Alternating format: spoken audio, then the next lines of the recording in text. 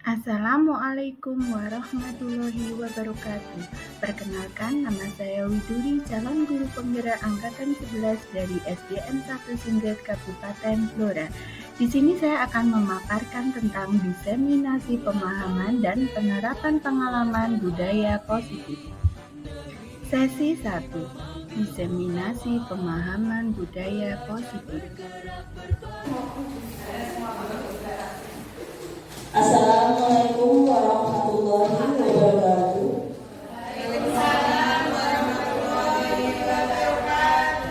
Yang terhormat Bapak Kepala Sekolah SDN 1 Singget, Bapak Suparno SPDSD.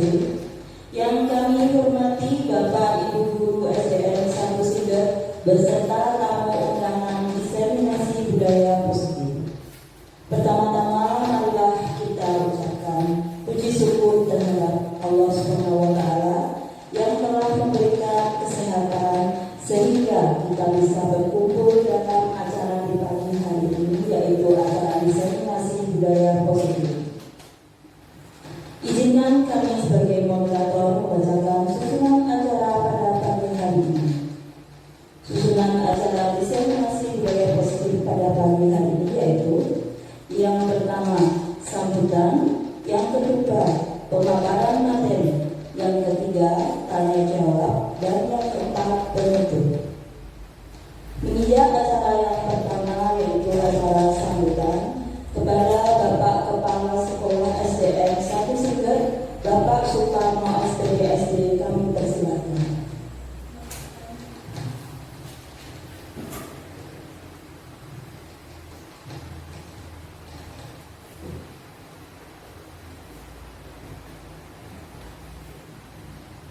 Assalamualaikum warahmatullahi wabarakatuh. Waalaikumsalam warahmatullahi wabarakatuh.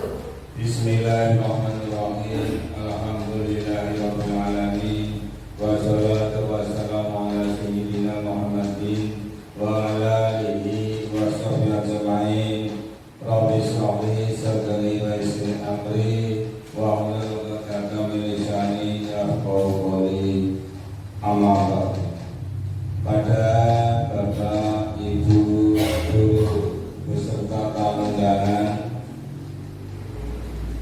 terima kasih kami ucapkan pada Bapak Ibu Guru, khususnya tamu undangan pada hari ini dapat hadir berkumpul dalam arti mendengarkan apa yang telah disampaikan dari nanti Ibu Guru. Untuk itu, yang pertama adalah kita syukur kepada Allah Subhanahu wa Ta'ala atas hidayah, inayahnya, taufik serta kesehatan yang kita berikan pada kami semuanya.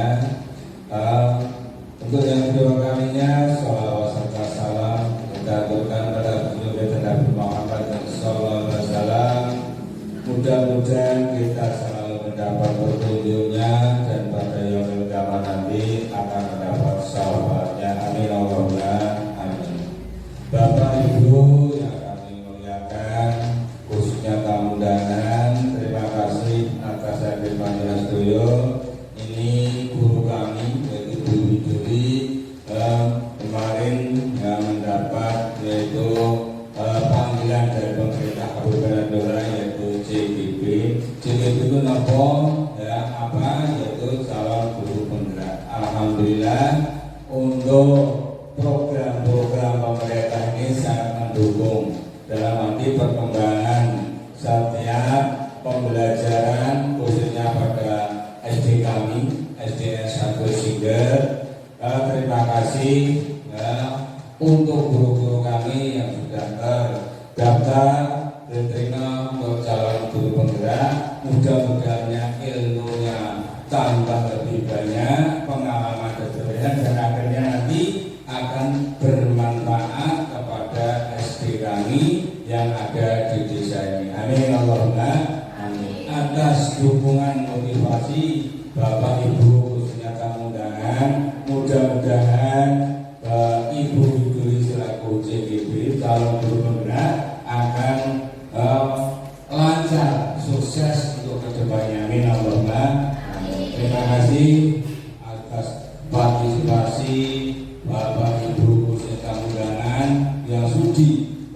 kerjasama pada guru kami. Akhirnya mudah-mudahan kita selalu diberi kesehatan, kenikmatan dari Allah Subhanahu Wa Taala, akhirnya akan bermanfaat bagi kita semuanya. Amin. Allahumma amin. Cukup sekian, kurang lebihnya kami selaku kepala sekolah di sini terima kasih sekalian kami ucapkan. Assalamualaikum warahmatullahi wabarakatuh.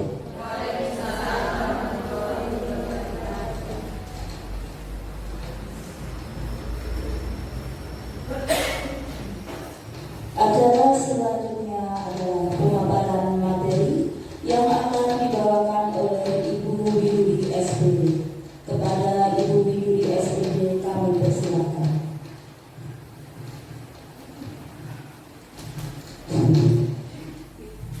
Sebelumnya saya mau pamit dulu air kuliah tanda tak dalam, air tenang, seperti berikan. Izinkan saya mengucapkan salam kepada hadirin sekalian. Assalamualaikum warahmatullahi wabarakatuh.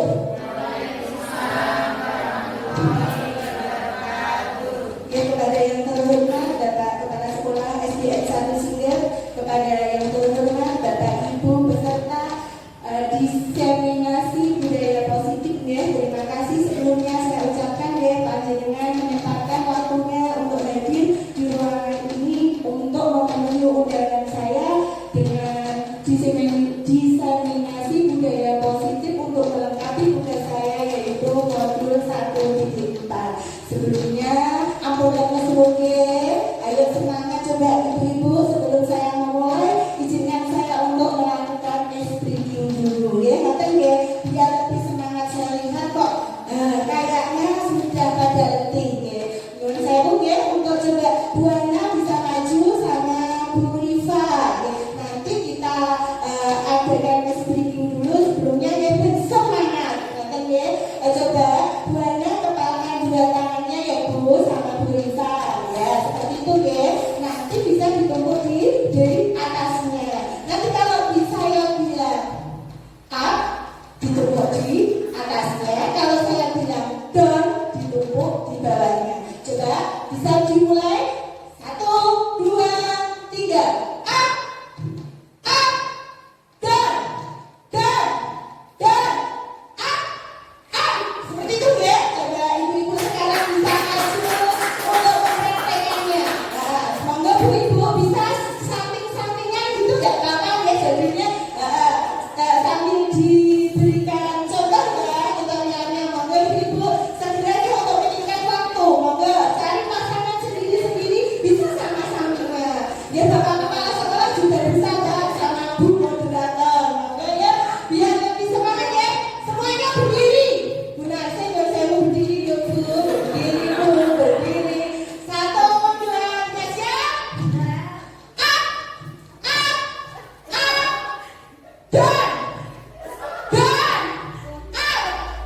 down down up down sekian ya terima kasih orang ya terima kasih Bu Ana terima kasih Bu Rima atas partisipasinya ternyata walaupun hanya up down ternyata bikin refresh juga ya mantap semua ya sekarang saya mulai ya alhamdulillah di sini saya diberi kesempatan untuk bertemu panjenengan bisa memaparkan ilmu yang saya peroleh di CGP angkatan 11. Perkenalkan nama saya Widuri, saya CGP angkatan 11 dari SDN 1 Singger.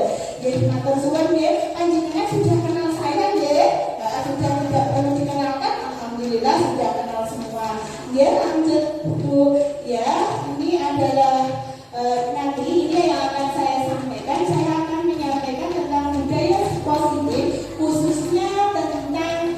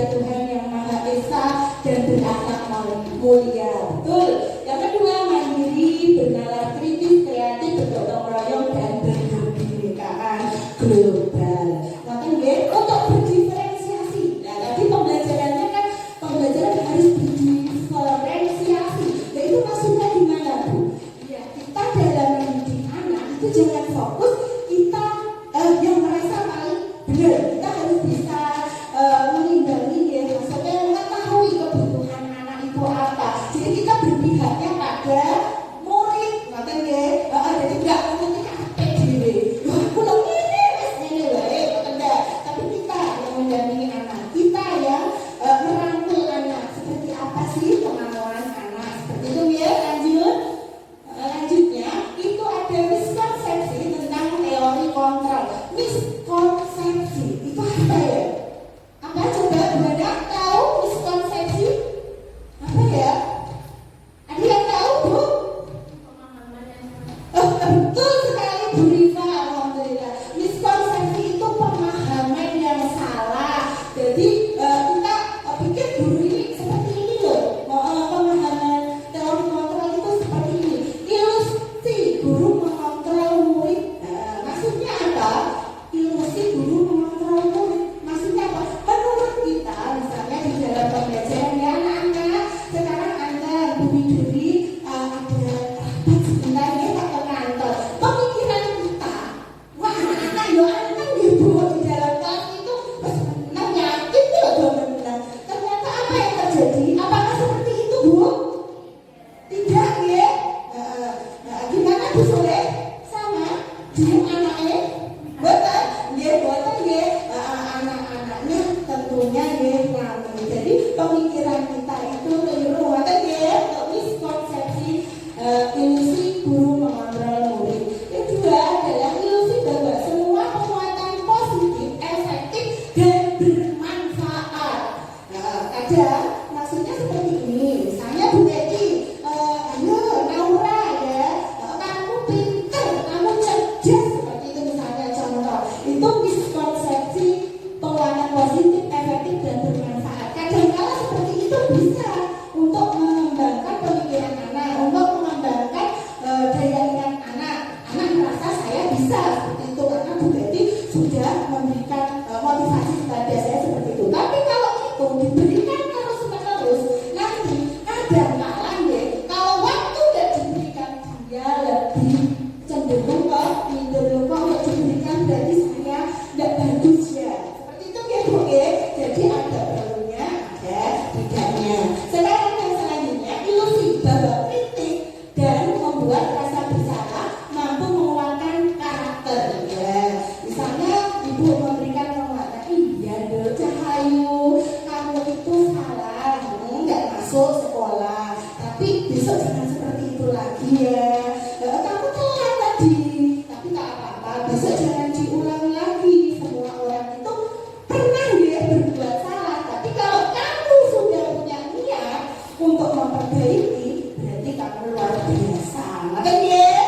Jadi harus diajarkan penguatan. Yang selanjutnya ilusi bahwa orang dewasa berhak memaksa. Dia orang dewasa mempunyai penguatan memaksa. Ilusi seperti itu salah karena apa? Kita mau berubah itu kalau diri kita sendiri yang menggerakkan. Sejalan. Sekarang misalnya Bu Endang harus seperti ini. Tapi Bu Endang dari dalam hatinya enggak mau berubah, otomatis gagal enggak saya paksa. Gagal kalau tidak dari dalam hati. Seperti itu kan Bu? Sampai lanjutnya Bu. Ya, mengubah paradigma stimulus respon ke pendekatan teori kontrol. Di situ sudah disajikan ya untuk stimulus respon dan teori kontrol ya. Untuk stimulus respon itu sebagai contoh kita ambil ya realita kebutuhan kita itu sama. Ya, betul atau tidak? Kebutuhan kita sama. Beda ya. Beda. Teori kontrolnya realita kebutuhan kita berbeda. Ya benar, kebutuhan tidak mungkin sama. Nah, maka itu kita perlu dikontrol.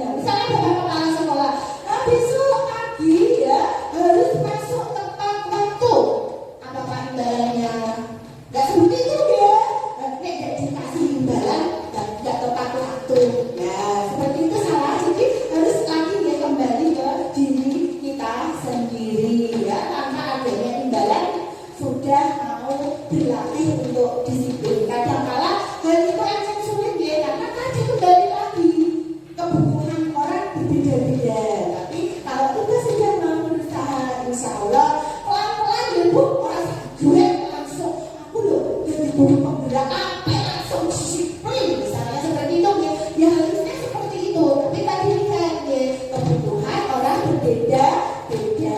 Sebagai pendidik, tugas kita apa? Mewujudkan peserta didik yang memiliki disiplin diri sehingga mereka berperilaku mengacu pada nilai-nilai kebajikan universal dan memiliki motivasi intrinsik dalam perubahan perilaku ke arah yang lebih baik. Maka ya, lanjut tuh. Ya, selanjutnya nilai-nilai kebajikan. Nilai-nilai yang disepakati bersama antara guru dengan peserta didik. Jadi nilai-nilai kebajikan ini kita sepakati Bu, panjenengan dengan peserta didik. Jadi seperti itu ya. Untuk profil pelajar Pancasila yaitu yang kita sepakati misalnya kita menyepakati beriman dan bertakwa kepada Tuhan Yang Maha Esa, berkebinekaan global, gotong royong, mandiri, kreatif, bernalar, kritis. Nah, yang untuk ibu primary years yaitu program TYP, yaitu misalnya apa aja? Toleransi. Terus apa Bu? Selain toleransi? Rasa hormat, apalagi? Integritas, mandiri, menghargai, antusias, empati, keingintahuan, kreativitas, kerjasama, percaya diri, dan komitmen. Seperti itu ya. Untuk keterampilan hidup, life skill ya, dapat dipercaya. Jadi kita untuk life skillnya kita itu harus bisa menjadi orang yang dapat dipercaya ya. Jadi ini untuk misalnya sebagai pendidik kalau kita diyakini memiliki misalnya karakter dapat dipercaya, insya Allah ya setiap tindakan kita insya Allah berkah ya. Yang selanjutnya adalah lurus hati ya. Selanjutnya pendengar yang aktif, tidak merendahkan orang lain, yaitu yang memiliki drop. Jadi kita berpikirnya yang positif saja, semangat pasti bisa. Seperti itu ya. Kita harus bisa menguatkan rekan dulu ya. Misalnya ada yang drop atau nggak semangat, kita sebagai CGV, sebagai pendidik, kita harus bisa ya memberikan semangat ya. Yang Bapak Ibu guru bisa untuk lebih optimis, lebih yakin, dan yang terakhir memberikan yang terbaik dari diri. Kita berusaha pelan-pelan untuk merubah ya apa yang sekiranya kurang kita perbaiki. Ya. Untuk kebutuhan dasar manusia merupakan unsur yang dibutuhkan oleh manusia dalam mempertahankan keseimbangan fisiologis maupun psikologis yang bertujuan untuk mempertahankan kehidupan dan kesehatan. Kebutuhan menjadi alasan terbentuknya motivasi pada diri seorang individu untuk melakukan semua kegiatan sekiranya dapat menopang individu tersebut dalam usaha memenuhi kebutuhan mereka. Jadi kita untuk memenuhi kebutuhan kita harus berusaha, kita harus optimis, kita harus yakin bahwa kita bisa. Lanjut. Ya, di sini ada kebutuhan dasar manusia. Kebutuhan dasar manusia itu apa saja? Bertahan hidup, kasih sayang dan rasa diterima, ya, penguasaan, kebebasan dan kesenangan. Untuk poin-poinnya sendiri itu sudah saya cantumkan. Untuk bertahan hidup, makanan ya, makanan. Jadi kita butuh makanan setiap hari, itu merupakan kebutuhan dasar manusia untuk bertahan hidup. Selain makan, kita butuh minum, betul? Butuh minum. Jadi selain makanan kita juga butuh minuman, pakaian yang kita pakai, tempat tinggal, makanan juga kesehatan. Itu adalah kebutuhan dasar untuk bertahan hidup. Sekarang kasih sayang dan rasa diterima. Coba Bu Endang dibacakan untuk poin kebutuhan kasih sayang dan rasa diterima itu apa saja poin-poinnya? Iya, kerjasama. Oh iya, terima kasih Bu Endang ya. Untuk kasih sayang dan rasa diterima itu poin-poinnya yaitu rasa diterima. Oh saya itu di sini mau diterima, dipedulikan. Ini berarti kita harus dipedulikan. Rasa saya dipedulikan. Teman-teman, guru rekan guru semua peduli sama saya. Berbagi kerjasama itu berbagi kerjasama. Gak semua saya kerjakan sendiri. Pelan-pelan yuk kita berlatih. Misalnya dari hal yang kecil.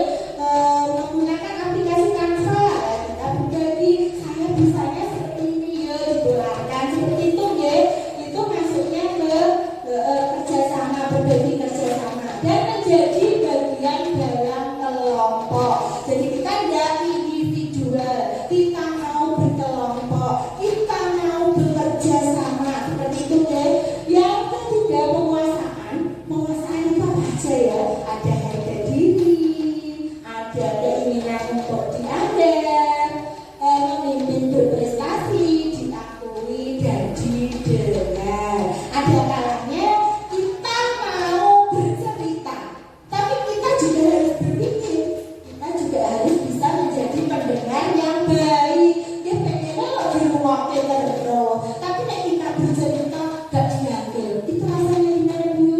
Sakit, mesti Allah tadi takut ya. Jadi kita harus berusaha untuk bisa menjadi yang lebih baik, mampu bercerita dan mau untuk mendengarkan. Yang selanjutnya kesenangan. Ya kesenangan, yaitu senang apa? Misalnya bermain humor. Kita bermain humor. Misalnya humor apa tuh Bu?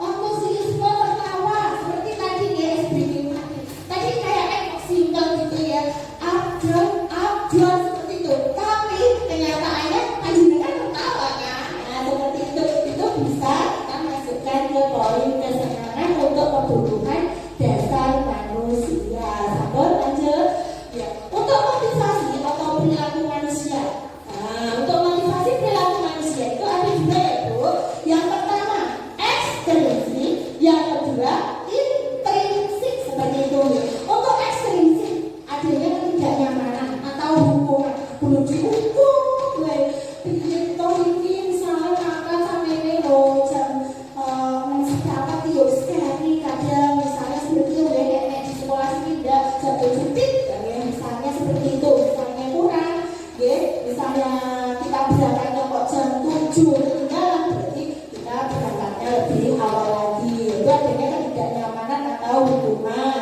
yang selanjutnya adalah yaitu adanya untuk mendapat imbalan atau penghargaan dari orang lain nggak dikasih imbalan nggak mau berangkat lagi nah itu adalah faktor dari ekstrinsik sendiri yaitu adanya ketidaknyamanan atau hukuman yaitu adanya ingin mendapatkan imbalan atau penghargaan sedangkan untuk faktor yang kedua yaitu intrinsik itu untuk menjadi orang yang mereka inginkan dan menghargai diri sendiri dengan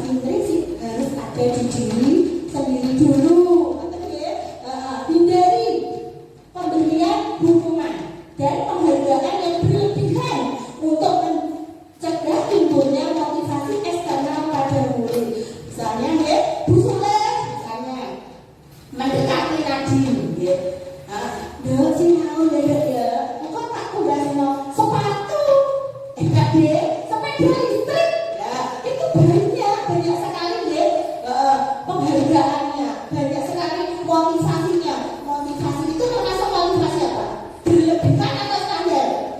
Berlebihan, bener Bu Soleh, berlebihan. Kok sinau kok dibombaske sepeda listrik. Lah itu yang kita rasa itu tidak perlu. Lanjut Bu. Lanjut. Nggih. Dampaknya apa sih memberikan penghargaan atau hadiah? Satu, merusak hubungan, merusak hubungan dengan kayak hadiah sepeda listrik ya. Anaknya kalau tidak sekolah sepeda listrik, gak boleh makan sinau terus ya. Mau Bu, ini sepeda listrik siapa Bu? Motor, mobil, terus ada lagi pesawat lah. Akhirnya apa? Sudah busulnya dari koyok ini ya. Itu gak boleh ya, jangan diteruskan, merusak hubungan. Penghargaan bisa menjadi hukuman ya, penghargaan itu bisa menjadi hukuman. Selanjutnya merusak kualitas anak menjadi berubah, mematikan kreativitas. Terus gak gelem opo-opo kayak hadiah, mematikan kreativitas. Selanjutnya adalah penghargaan tidak efektif. Seperti itu ya, penghargaan itu menjadi tidak efektif, menjadi tidak hal yang wah lagi. Karena apa?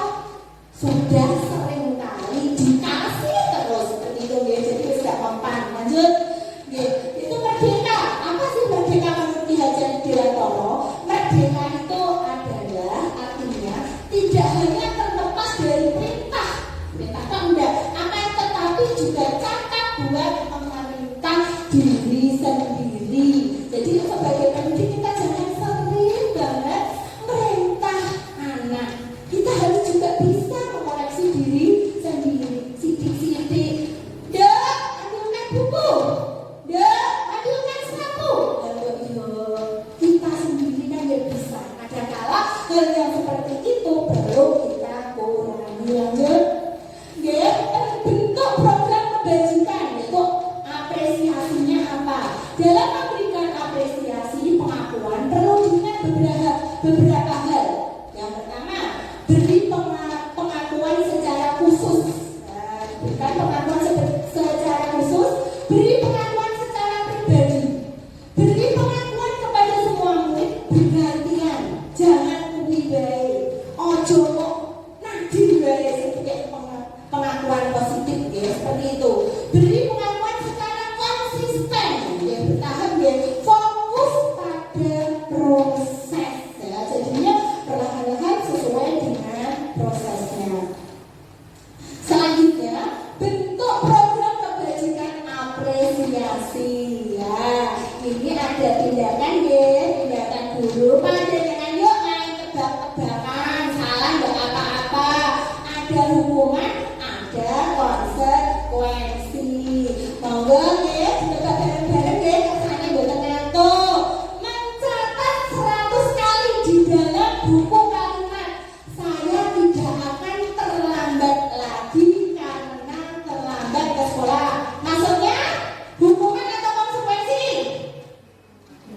Hukuman. Yang kedua, lari mengelilingi lapangan basket 2 kali karena terlambat hadir di sekolah. Hukuman. Gak apa-apa Bu, kita coba tebak-tebakan. Murid diminta untuk push up 15 kali karena tidak menggunakan masker ke sekolah. Bu Ulin menjawabnya konsekuensi. Menggantikan kertas tugas teman yang telah dicoret-coret. Ganti. Apa? Bu Sule? Ya, konsekuensi Bu Sule. Jawabnya membersihkan tumpahan air di meja tulis karena tersenggol pada saat belajar. Konsekuensi. Selanjutnya, murid disuruh untuk tidak mengenakan sepatu seharian di sekolah karena tidak mengenakan sepatu hitam. Apa Bu? Hukuman. Lanjutnya, lari mengelilingi lapangan basket 2 kali karena terlambat 10 menit untuk pelajaran PJOK. Apa Bu? Konsekuensi, hukuman, sini jawab konsekuensi, sini jawab hukuman. Coba kita cek. Tuh, 2, 3, nah, ini jawabannya Bu. Jadi bisa dicek deh, mana yang masuknya hukuman, mana yang masuknya konsekuensi. Jadi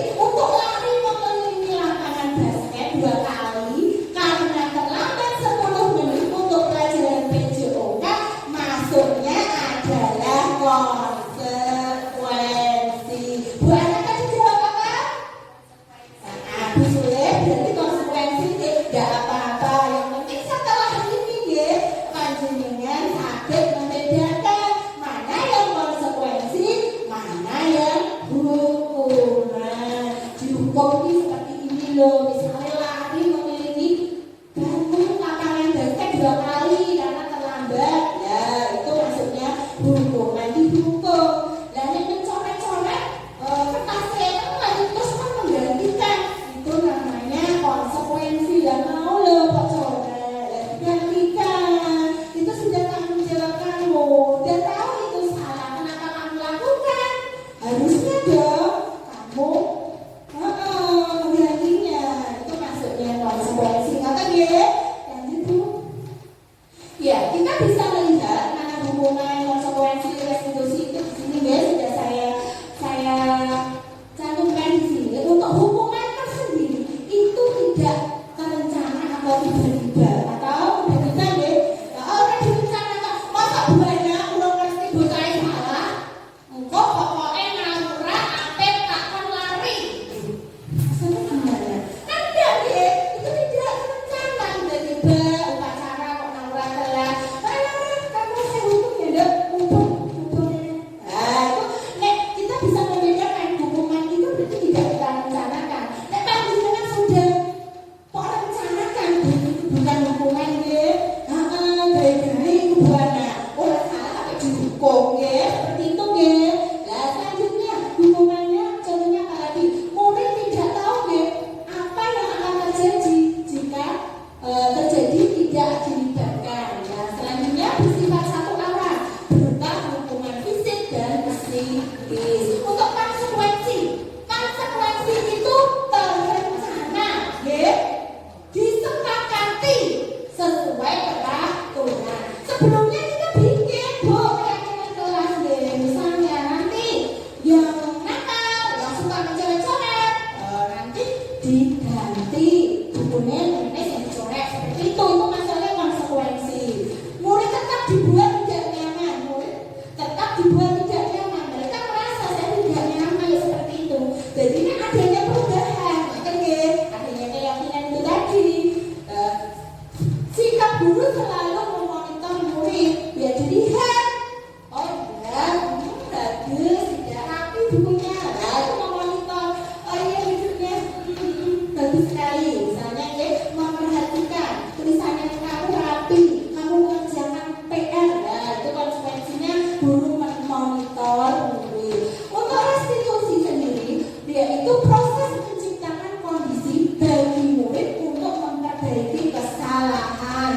Restitusi itu sendiri kita sebagai guru kadang-kadang tidak mendampingi, tidak melihat sesuatu kejadian anak mereka. Oh deh ya, minta maaf. Tadi kamu nakal, ya misalnya kelas 1 ya kamu nakal. Ya minta maaf. Tidak seperti itu ya. Jadi caranya bertahap. Restitusi kita panggil di ruangan, kita tanya penyebabnya apa sih deh, kamu kok nakal? Oh iya bu, malu seperti ini, saya tadi loh bu dijahili ini ya. Kita telusuri sedikit demi sedikit penyebabnya apa, kita kasih penguatan. Akhirnya si anak bisa tahu saya harus gimana dan solusinya apa agar saya bisa menjadi lebih baik. Lanjut bu. 5 posisi kontrol guru: penghukum, pembuat merasa bersalah, teman, pemantau, dan manajer. Langsung bu, posisi kontrol guru yang sebagai penghukum. Ini ya bisa disaksikan video posisi penghukum, yaitu Naren terlambat sekolah. Naren, sini kamu. Selamat pagi Bu. Selalu terlambat. Kamu deh pasti terlambat. Maaf Bu, saya Apa? Apa coba? Alasan kamu apa lagi? Kapan sih kamu tidak terlambat? Malas sekali ya kamu jadi anak. saya Dasar pemalas. Gak kapok-kapok sih kamu. Sudah berapa kali terlambat? Sana, kamu keliling lapangan basket 2 kali. kenapa saya harus keliling lapangan basket Bu? Kenapa? Kamu melawan ibu. Berani-beraninya jawab. Sudah terlambat, masih berani jawab pula.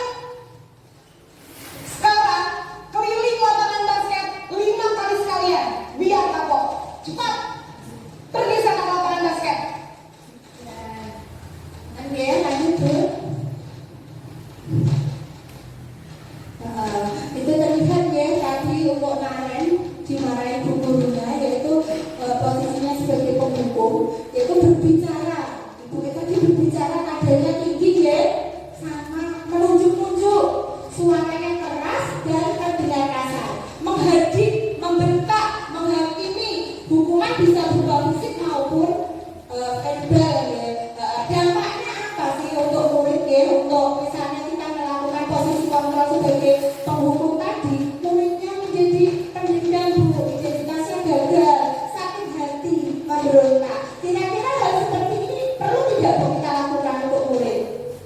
Tidak ya, apalagi untuk guru TK ya, ampun ya, untuk posisi kontrol sebagai penghukum. Jadi nanti bisa menimbulkan sakit hati yang mendalam sehingga anak memberontak. Panjenengan nyuruh apa? Gak bakal digubris karena sudah ada di dalam hatinya jiwa penunggang. Sekarang selanjutnya posisi pembuat rasa bersalah Bu. Di sini bisa dilihat Bu, gimana sih wajahnya si Naren sama bu gurunya. Ini bu gurunya Naren lagi. Naren, wajahnya ekspresinya sudah berubah tuh. Mesti dimarahin. Apa tadi Bu? Naren, kamu kenapa terlambat lagi nak? Ya Tuhan Naren, kamu senang ya bikin ibu susah ya? Kalau kamu terlambat lagi, nanti ibu yang ditegur bapak kepala sekolah nak. Disangka ibu tidak bisa membina kamu. Duh, gimana ini? Maaf Bu. Duh Gusti Naren, kamu suka ya kalau ibu tegur bapak kepala sekolah? Terus, sekarang ibu harus tulis apa ini di buku absen? Ini kamu sudah sering terlambat loh. Ibu harus apa coba? Maaf Bu. Maaf sekali. Ya sudah, lain kali jangan bikin ibu susah lagi ya nak ya. Ibu tidak akan kuat lagi kalau kamu begini terus. Bisa jantungan kalau ibu ditegur bapak kepala sekolah. Sana cepat kelas. Maaf ya Bu. Nah, ini posisi pembuat rasa bersalah. Kita bisa lihat untuk indikatornya. Tadi terlihat sekali berbicara dengan nada tenang. Ibu tenang, ekspresi wajahnya bisa kita lihat cenderung lembut. Namun kata-katanya menyalahkan murid. Kata-kata yang diucapkan membuat murid merasa menjadi orang yang gagal atau tidak berharga. Naren, apa kamu gak kasihan sama ibu? Itu ya, guru membuat murid merasa dialah yang berbuat kesalahan dan membuat gurunya menderita karena kesalahannya. Jadi, apa kamu gak kasihan sama ibu? Nanti ibu dimarahin bapak kepala sekolah. Itu ya, dampaknya apa? Yaitu membuat murid merasa bersalah. Ya Allah, berarti saya salah ya sama guru. Sehingga rendah diri dan menarik diri dalam pergaulan. Selanjutnya ya, untuk posisi sebagai teman. Di sini bisa dilihat seperti apakah posisi sebagai teman. Jadi guru menganggap murid teman.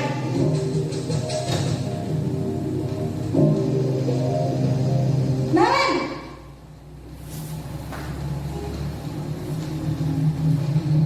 Selamat pagi Bu. wah, sudah jam berapa ini nak? Terlambat lagi ya sayang. Iya Bu. Habis ibu saya lupa membangunkan saya Bu. Kamu malah menyalahkan ibu kamu. Kamu bukannya anak yang larinya paling kencang. Kok terlambat sih? Iya Bu. Saya memang terlambat bangun tadi. Jadi biarpun saya lari kencang, tetap gak kekejar Bu. Ya sudah sana. Nanti lain kali larinya lebih kencang lagi ya. Biar gak terlambat lagi. Bikin seneng ibu. Demi ibu. Bisa kan? Bisa lah Bu. Ya sudah sana masuk kelas. Ibu beresin urusan absen kamu. Kamu ini ada-ada saja. Ini adalah posisi sebagai teman ibu. Ini untuk indikatornya yaitu berbicara dengan nada ramah, cenderung bersenda gurau dan menjaga suasana agar tetap hangat. Murid merasa senang, aman dan akrab dengan guru. Identitas yang tercipta adalah identitas sukses atau berhasil. Sebagai pendidik, panjenengan pernah tidak Bu melihat murid yang seperti ini? Murid yang misalnya banyak alasan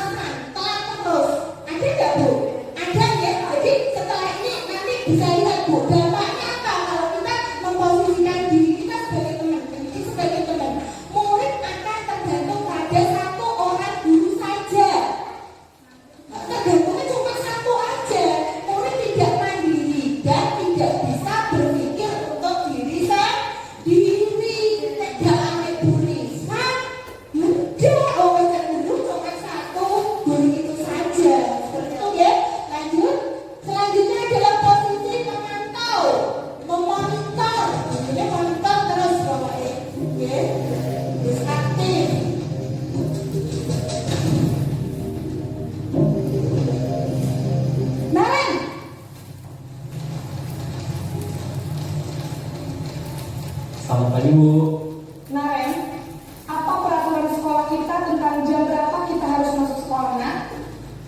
Kita harus di sekolah jam 7 Bu. Iya betul, sekarang sudah jam 7.20. Naren sudah tahu konsekuensinya jika terlambat hadir. Paham Bu, saya harus tinggal kelas pas jam istirahat selama 20 menit. Iya benar, konsekuensinya demikian. Jadi nanti jam 9.30 pas istirahat, kamu harus tinggal di kelas, kerjakan tugas tambahan untuk ketertinggalan kamu, ya? Baik Bu. Ini ya posisi pemantau. Indikatornya apa? Yaitu tadi dilihat untuk berbicaranya dengan nada yang datar, tidak emosional. Bunyinya yang tidak emosional, datar-datar saja. Guru mengandalkan data untuk mengontrol murid. Jadi berdasarkan data akan dididik ya, berpegang teguh pada peraturan untuk mengontrol murid. Jadi Bang Sulaiman harus tahu kamu melakukan hal seperti ini, imbasnya dampaknya nanti apa? Kamu harus paham. Identitas yang tercipta adalah identitas yang sukses atau berhasil. Seperti itu ya.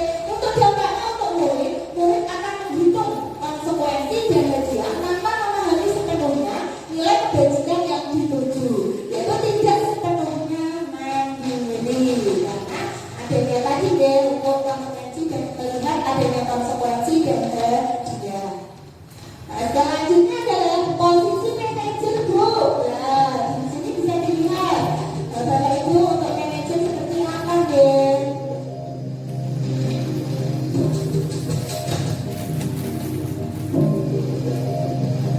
Naren,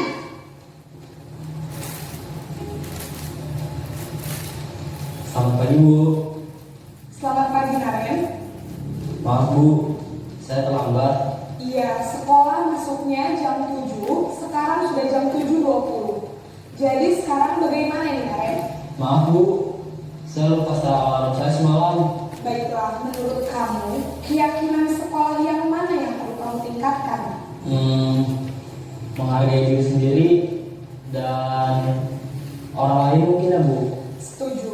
Jadi, apakah Naren meyakini prinsip saling menghormati tersebut? Iya Bu, saya meyakininya. Apakah Naren bersedia memperbaiki masalah keterlambatan ini? Bersedia Bu. Bagaimana kamu akan perbaiki masalah keterlambatan ini? Saya akan coba untuk tidak lupa menyetel alarm saya Bu. Baik, kalau Naren lupa menyetel alarm di rumah, ada orang yang kira-kira bisa bantu mengingatkan tidak? Ada Bu, kakak saya, Kak Emma. Ada lagi selain Kak Emma? Selain Kak Emma, ada ibu saya. Baik, jadi yang mengingatkan Naren adalah Kak Emma dan ibu kamu ya? Kira-kira akan mulai set alarm kapan nih Naren? Setelah pulang sekolah, akan segera saya lakukan. Baik, jadi Naren akan setel alarm untuk bangun besok pagi dan akan diingatkan oleh kakak dan ibunda Naren ya. Ada lagi yang mungkin perlu dilakukan Naren agar tidak terlambat bangun lagi? Tidak ada Bu. Baik Naren, terima kasih untuk kerjasama kamu. Sekarang kamu perlu kembali ke kelas untuk belajar. Baik Bu, terima kasih. Ya, dan ya Bu, ini bisa dilihat untuk indikatornya suaranya cenderung netral, tidak emosional, terciptanya identitas positif yang berhasil. Guru akan dengan tulus mengajukan pertanyaan-pertanyaan yang bermakna agar membuka pikiran murid. Guru membimbing murid untuk menyelesaikan masalahnya. Dan dampaknya apa? Murid menjadi lebih mandiri, percaya diri dan dapat bertanggung jawab yang identitasnya stabil Bu. Dan berhasil. Ngomong selanjutnya deh. Dari kelima posisi tersebut, manajerlah ya Bu ya, posisi yang disarankan untuk menyelesaikan permasalahan murid agar murid memiliki sifat disiplin positif, yaitu murid yang mandiri,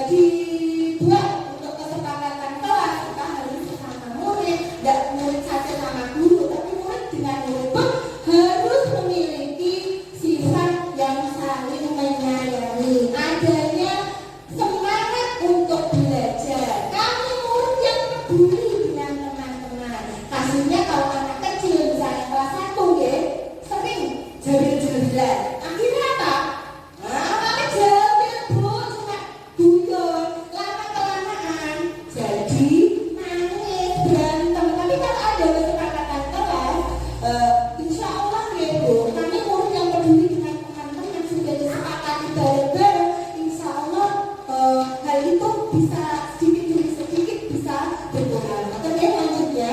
Nah, ini di sini sudah ditampilkan ya untuk kegiatan pendalaman keyakinan kelas tabel T dan tabel Y. Seperti itu ya.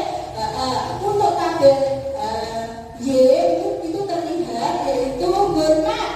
Misalnya terdengar, terlihat, berperilaku dengan bekerja.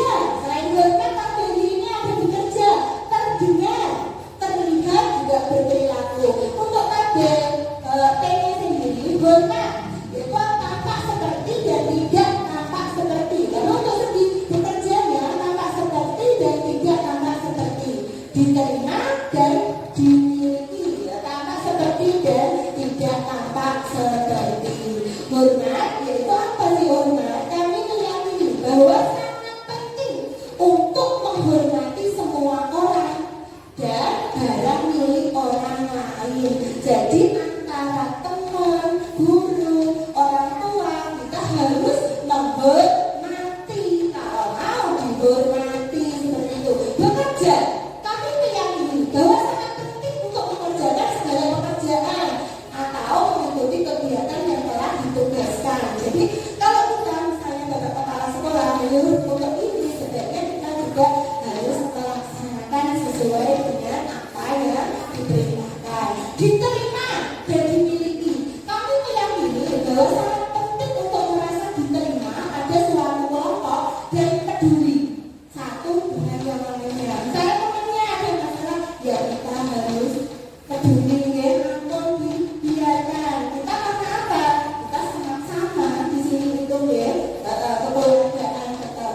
Ini selanjutnya bisa dilihat ya untuk kegiatan pendalamannya, yaitu keyakinan kelas tabel T dan Y, itu tampak seperti datangnya tepat waktu. Yang tidak tampak seperti sering hadir terlambat. Ya, yang berhormat menyapa teman dan guru setiap hari. Lah, tidak apa-apa Bu, tak acuh kepada teman dan guru. Nah, ini yang tak boleh ya. Untuk segi bekerjanya bisa dilihat tekun bekerja dan menyimak guru. Nah, tekun bekerja Bu, jadi tidak males-malesan menyimak guru. Waktu guru menerangkan misalnya anak memperhatikan, tidak tampaknya tidak mendengarkan guru dan acuh tak acuh. Seperti itu ya Bu. Yang selanjutnya yang tampak seperti yaitu dalam poin bekerja, yaitu menyerahkan tugas tepat waktu. Nah, saya tidak tampak apa Bu? Tugas tidak diberikan. Lanjut ya.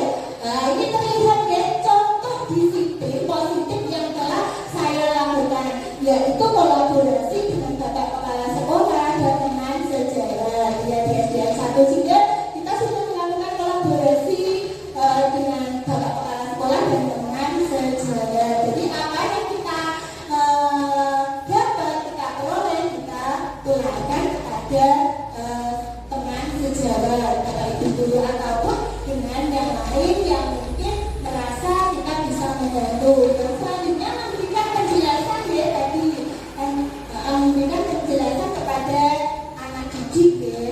Nah, selanjutnya yaitu membuat keyakinan kelas. Nah, di situ terlihat murid menuliskan keyakinan kelas yang akan mereka usulkan dan ditempelkan di depan. Bareng-bareng ya, anak-anak misalnya kita bimbing untuk menulis apa yang kalian inginkan. Jadi kita tidak sepakai dulu. Nah, peraturan contoh kita tanpa melibatkan murid ya untuk peraturan kelas. Tapi kalau keyakinan kita sepakati bareng-bareng ya. Dia ditulis misalnya seperti itu ya, keyakinan sekarang ditempelkan ya. Itu terlihat kenapa untuk anak sedang menempelkan keyakinan kelasnya masing-masing. Nah, seperti itu ya. Lanjut. Selanjutnya membuat keyakinan kelas. Ya, di sini membuat kesepakatan tentang keyakinan yang telah diusulkan. Misalnya apa kesepakatannya yang diusulkan? Misalnya jaga kebersihan, makan dan minum di luar kelas, disiplin waktu, sopan santun, sikap dan perilaku berkolaborasi dengan teman. Itu sebagai contoh ya untuk keyakinan kelas. Terus selanjutnya, ya, segitiga restitusi. Nah, ini ada segitiga restitusi. Tahap segitiga restitusi itu apa aja?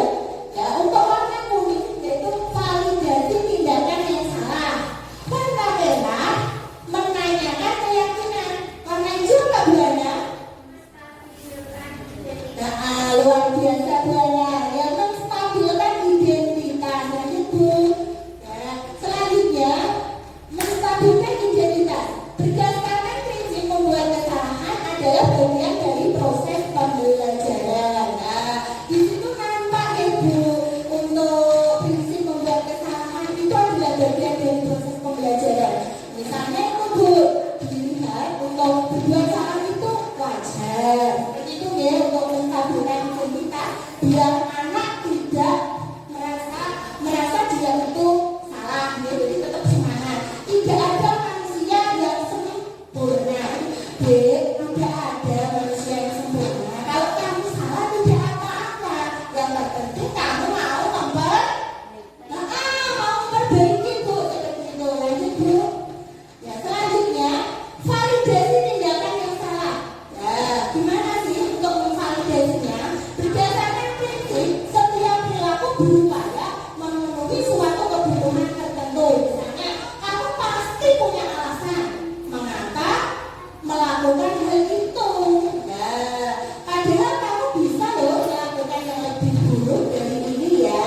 Lanjutnya, kamu paling banyak karena telah melindungi sesuatu yang penting buatmu. Saya seperti itu ya, untuk validasi tindakan yang salah. Selanjutnya, ya, menanyakan keyakinan.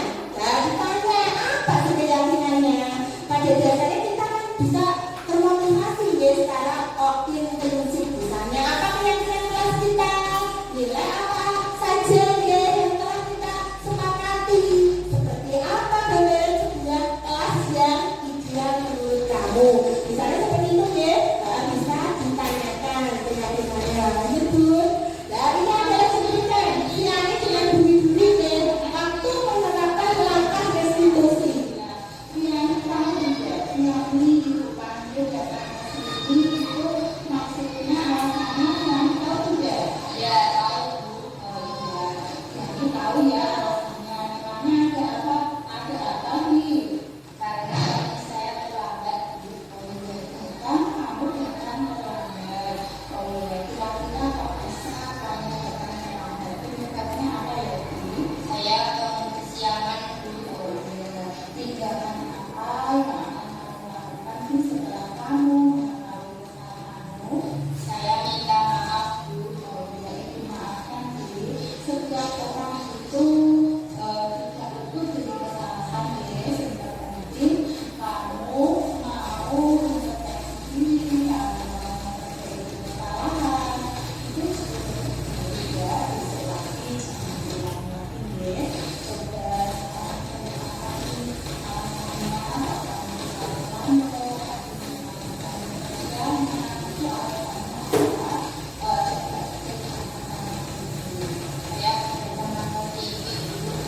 Sudah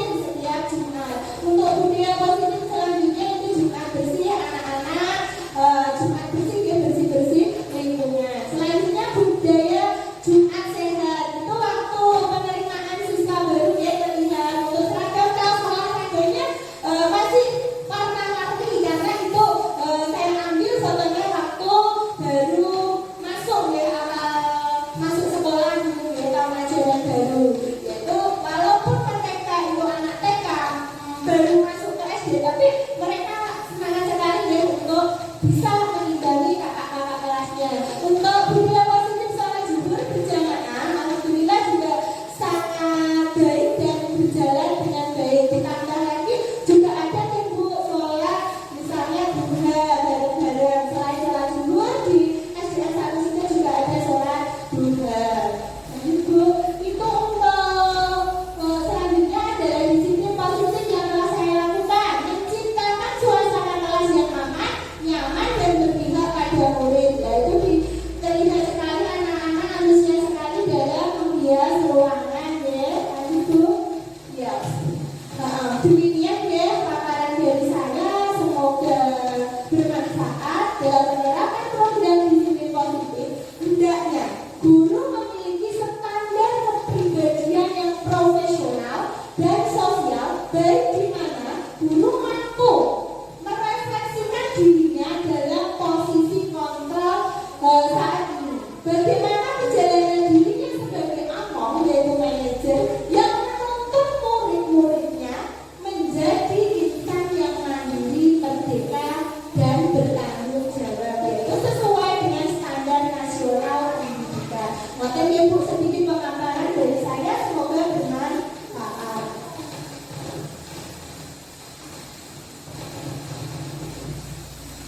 Demikian pemaparan disiplin positif oleh Ibu di SPT.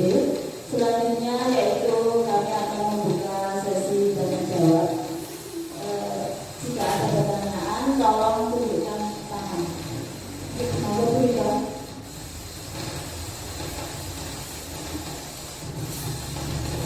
Assalamualaikum warahmatullahi wabarakatuh.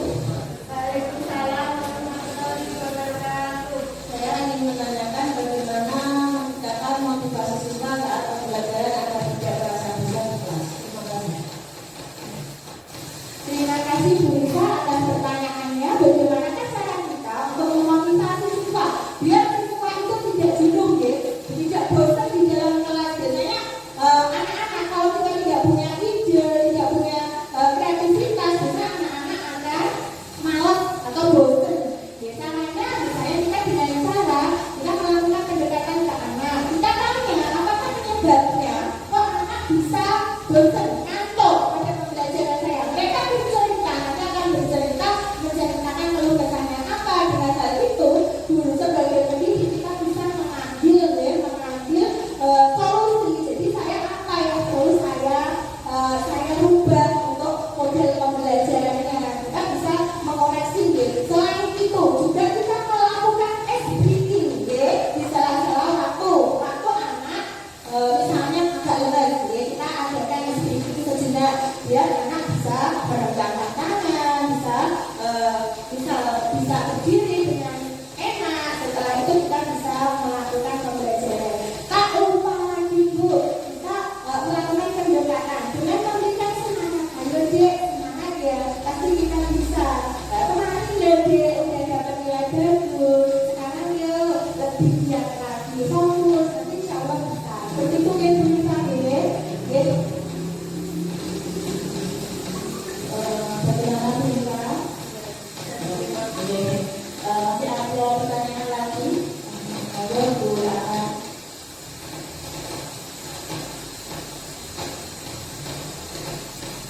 Assalamualaikum warahmatullahi wabarakatuh. Waalaikumsalam warahmatullahi wabarakatuh.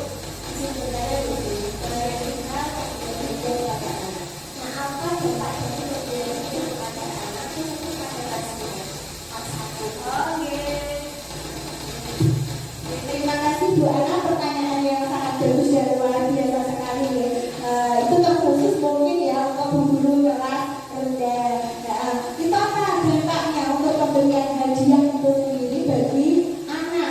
Apakah ada imbasnya ya? Biasanya kalau anak kelas 1 itu cenderung semangat kalau dikasih hadiah ya. Tidak ada hadiah loh, nggak semangat Bu. Nah, dampaknya apa? Kalau kita memberikan hadiah yang terus-menerus seperti tadi yang saya sampaikan di awal ya, nanti anak imbasnya anak akan mengharap terus, tidak mau berkembang. Akhirnya apa? Itu inginnya mau hadiah dari Bu Ana, seperti itu. Saya tidak dikasih hadiah, malah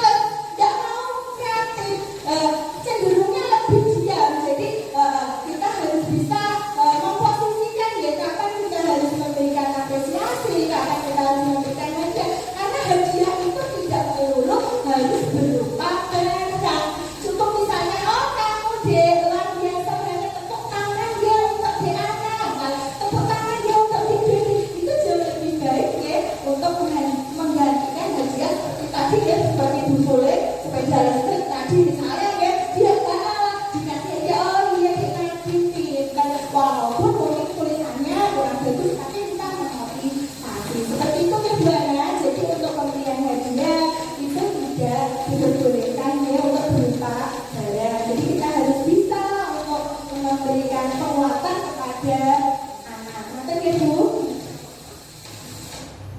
Gimana Bu Ana? Ambon? Masih ada pertanyaan lagi? Ya, jika sudah cukup, maka kita akan melanjutkan ke acara selanjutnya, acara terakhir yaitu penutup. Marilah kita tutup acara diseminasi pada pagi ini dengan bacaan hamdalah bersama-sama. Assalamualaikum warahmatullahi wabarakatuh.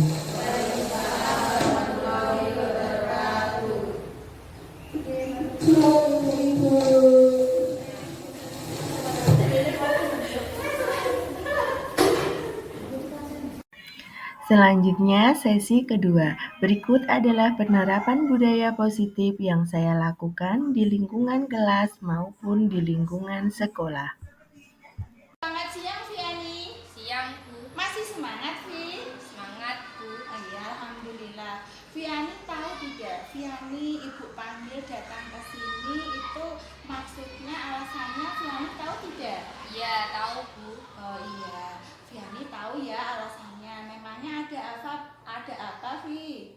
Karena tadi saya terlambat, Bu. Oh iya, kamu datang terlambat. Oh iya, kira-kira kok bisa kamu datang terlambat? Penyebabnya apa ya, Vi? Saya bangun kesiangan, Bu. Oh iya, tindakan apa yang akan kamu lakukan, Vi, setelah kamu mengetahui kesalahanmu? Saya minta maaf, Bu. Oh iya, Ibu maafkan, Vi. Setiap orang itu tidak luput dari kesalahan, guys. Yang terpenting kamu mau introspeksi diri, kamu mau memperbaiki kesalahan, itu jauh lebih baik ya. Besok lagi jangan diulangi lagi, guys. Coba sekarang ceritakan, Vi, alasannya kok kamu bisa terlambat, akhirnya kamu bangun kesiangan, itu alasannya apa? Coba ceritakan sama Bu Duri. Saya begadang nonton TV, Bu. Loh, begadang? Loh, apa kamu tidak tahu kalau besok kamu harus berangkat sekolah, Vi? Coba ingat-ingat lagi keyakinan kelas yang telah kita buat dulu. Sebutkan satu saja keyakinan yang kamu ingat, Vi. Datang tepat waktu, Bu. Oh iya, benar sekali. Viani harus datang tepat waktu. Sekarang Viani sudah tahu nggih kesalahannya. Tindakan kedepannya apa agar Viani tidak melanggar keyakinan kelas? Saya tidak akan begadang lagi, Bu. Alhamdulillah kalau begitu. Ya, sekarang Viani nggih belajar yang giat, tidak boleh datang terlambat. Sukses selalu nggih untuk Viani. Ya, Bu, terima kasih. Ya, sama-sama Viani. Sekarang Viani bisa masuk ke kelas nggih. Viani dapat mengikuti pelajaran kembali. Ya, Bu.